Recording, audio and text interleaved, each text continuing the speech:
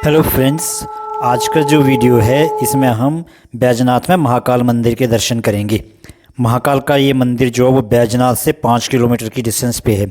और अगर यहाँ पे आना हो तो फिर चंडीगढ़ दिल्ली से बैजनाथ की डायरेक्ट बसेस चलती हैं। तो चंडीगढ़ से इसकी जो डिस्टेंस है वो 275 किलोमीटर है।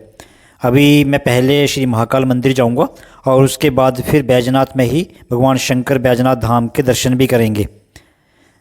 महाकाल का जो मंदिर है ये पांडवों के टाइम का बना हुआ है, बहुत पुराना मंदिर है। और इस मंदिर की मान्यता उतनी ही है जितनी कि उज्जैन के महाकाल मंदिर की। ऐसा माना जाता है कि भारतवर्ष में महाकाल के 2 मंदिर हैं, एक उज्जैन में है और दूसरा बैजनाथ में। भादों में जो शनिवार के दिन आते हैं उस टाइम पे तो यहाँ पे मेले भी लगते हैं और लाखों के हिसाब से जो लोग हैं यहाँ पर दर्शन करने आते हैं। अभी जो मंदिर देख रहे हैं आप, ये बैजनाथ का महाकाल मंदिर है। मैंने यहाँ के पंडित जी से इस मंदिर के बारे में पूछा, तो जो कुछ पंडित जी ने मुझे बताया मैं वो बता देता हूँ। ये जो भूमि है ये ऋषि मुनि देवी देवताओं की तपोभूमि है। यहाँ पर ऋषि मुनियों ने हज़ारों लाखों सालों तक तपस्या की है। और इस ज़मीन का जो संबंध है वो राजा जलंधर से भी है। जलंधर एक राक्षस था और उसने भगवान शंकर की बहुत ज़्यादा तपस्या की और वरदान लिया कि मुझे काल भी ना मार सके। तो वरदान पाकर उसने देवी देवताओं और ऋषि मुनियों मनुष्यों को बहुत ज़्यादा प्रताड़ित किया। तो उससे तंग होकर फिर ऋषि मुनि जो थे वो भगवान शंकर के पास ही गए, क्योंकि वरदान तो उन्होंने ही दिया था, और उससे मुक्ति का समाधान मांगा। तो फिर भगवान शंकर ने भगवान विष्णु की सहायता से जलंधर का वध किया। तो ये जो भूमि है वो जलंधर की तपोभूमि भी है। जलंधर ने भी यहाँ पर बहुत ज़्यादा तपस्या की है। और यहाँ का जो शिवलिंग है वो स्वयंभू शिवलिंग है, मतलब कि यहाँ पर स्थापित नहीं किया, स्वयं प्रकट हुआ है। और यहाँ पर जो भी पानी दूध चढ़ता है वो कहाँ गायब हो जाता है वो किसी को पता नहीं, क्योंकि उसको निकलने के लिए तो जगह ही नहीं है। आज तक कोई पता ही नहीं लगा पाया कि वो पानी और दूध कहाँ जाता है। जब हम गए थे तो ये बंद कर रखा था, ताला लगा रखा था, और जो शिवलिंग था उसको मक्खन का लेप लगा रखा था। यहाँ पर भगवान शंकर के अलावा भगवान शनिदेव का मंदिर भी है। यहाँ पर भगवान शनिदेव की बहुत बड़ी शिला है जिसके ऊपर तेल, उर्द, तिल और काला कपड़ा चढ़ाया जाता है। यहाँ पर ग्रहों की शांति के लिए तुला भी किया जाता है। तो अगर किसी को अगर तुला करवाना हो तो फिर यहाँ पर संपर्क करके तुला करवा सकते हैं। जब मैं यहाँ पर गया था तो उस टाइम तो रश नहीं था, लेकिन जब मैं निकलने लगा तो उस टाइम पे काफ़ी रश हो गया। और यहाँ पर शनिवार वाले दिन तो खासकर रश होता है।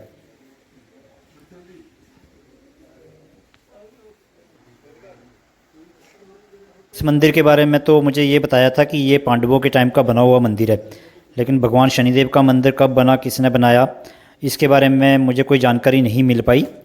हाँ, यहाँ पर माता दुर्गा का भी मंदिर है। वो मंदिर 450 साल पहले यहाँ के राजा ने बनाया था। इस मंदिर के बारे में एक बात और भी है कि यहाँ पर ऋषि मुनियों ने जब तपस्या की थी, सप्त ऋषियों ने जब यहाँ पे तपस्या की थी तो उन्होंने यहाँ पर 7 कुंड बनाए थे। 4 कुंड तो मंदिर के अंदर हैं और 3 कुंड जो है वो मंदिर से बाहर हैं। तो जो मंदिर के अंदर वाले कुंड हैं उनमें से एक का पानी जो पीने के लिए यूज़ करते हैं, एक का पानी जो है वो भगवान शंकर का जल अभिषेक करने के लिए, तीसरे का कोई भी यूज़ नहीं किया जाता और चौथा जो है उसका नहाने के लिए यूज़ किया जाता है।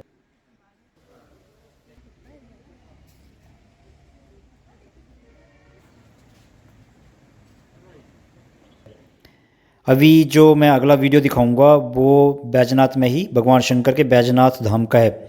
ये बैजनाथ मंदिर से मार्केट के पास में ही है। और इस मंदिर के बारे में ये माना जाता है कि जब रावण ने भगवान शंकर की तपस्या की थी तो उस टाइम पर रावण ने भगवान शंकर से वरदान मांगा कि आप मेरे साथ लंका चलो। तो भगवान शंकर ने अपना शिवलिंग दिया और कहा कि इसको रास्ते में कहीं भी मत रखना, और जहाँ पर स्थापित करना है इसको उसको वहीं पर रखना। तो जब रावण यहाँ पर पहुँचा शिवलिंग लेके तो उसका पेट खराब हो गया। तो उसे जाना था गुड़गुड़ करने। तो यहाँ पर उसने देखा कि एक व्यक्ति है जो भेड़ बकरियाँ चरा रहा है। स्थानीय भाषा में उसको गद्दी कहते हैं, उसका नाम था बैजू। तो उसने वो शिवलिंग जो था वो बैजू के पास दिया और कहा कि इसको ज़मीन के ऊपर मत रखना। ऐसा कहकर रावण जो था वो अपना पेट साफ करने के लिए नीचे नदी में चला गया। और क्योंकि शिवलिंग जो था वो बहुत भारी था, बैजू उसे संभाल नहीं सका और उसने शिवलिंग को ज़मीन पे रख दिया और ख़ुद वहाँ से भाग गया। जब रावण वहाँ पे आया तो देखा कि शिवलिंग तो धरती पे रखा हुआ है और बंदा जो है वो वहाँ से गायब हो रखा है। तो उसने शिवलिंग को उठाने की बहुत कोशिश की, लेकिन शिवलिंग जो था वो हिल भी नहीं पाया। जितना वो ऊपर उठाता उतना वो नीचे चला जाता। तो फिर रावण जो था वो हार मानकर वापस लंका चला गया। और क्योंकि ये शिवलिंग जो था वो बैजू ने ज़मीन के ऊपर रखा था, तो इस धाम का नाम जो था वो बैजनाथ पड़ गया। अब ये जो शिवलिंग है, ये शिव मंदिर बैजनाथ भगवान के नाम से जाना जाता है। ये शिलाओं से बना हुआ मंदिर है, बहुत पुराना मंदिर है, पांडवों के टाइम का बना हुआ मंदिर है।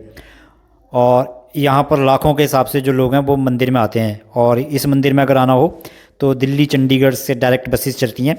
चंडीगढ़ से इसकी डिस्टेंस जो अप्रॉक्सीमेटली 275 किलोमीटर है। और इस मंदिर के पास में ही बीड़ बिलिंग नाम की एक पैराग्लाइडिंग साइट भी है, जो वर्ल्ड की सेकंड हाईएस्ट पैराग्लाइडिंग साइट है। यहाँ पर टी गार्डन्स भी बहुत हैं। पालमपुर तो गढ़ माना जाता है। अगर आपको टी गार्डन्स का शौक़ है, फ़ोटोग्राफी का शौक़ है, तो यहाँ पर विज़िट करना ना भूलें। अगर आपको ये वीडियो अच्छा लगा हो तो लाइक करना, शेयर करना, और चैनल को अगर सब्सक्राइब नहीं किया है तो चैनल को ज़रूर सब्सक्राइब करें।